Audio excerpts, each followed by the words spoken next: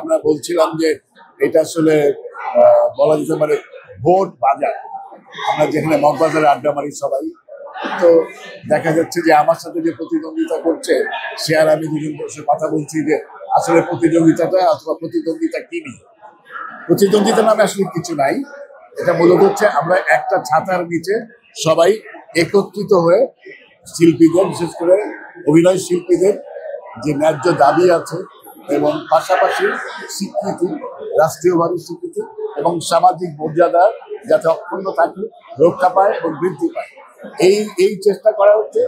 এই ইলেকশনে যারা নির্বাচিত হবে তাদের প্রধান কাজ। নির্বাচনের হাক ডাক অনেক দিন ধরেই চলছে।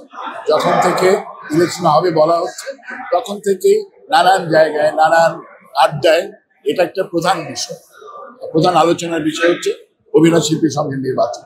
এটা হয়তো মিডিয়াতেও ভাবে আসেনি অথবা ফোকাস হয়নি, কিন্তু আলোচনা হয়েছে বিভিন্ন জায়গায়।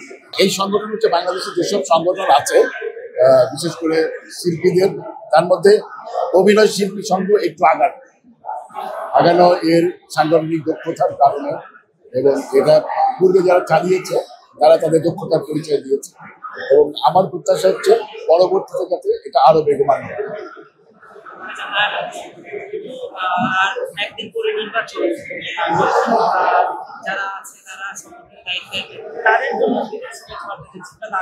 শুভেচ্ছা বার্তার কিছু নাই, একটা বরং সতর্কতা বার্তা আছে।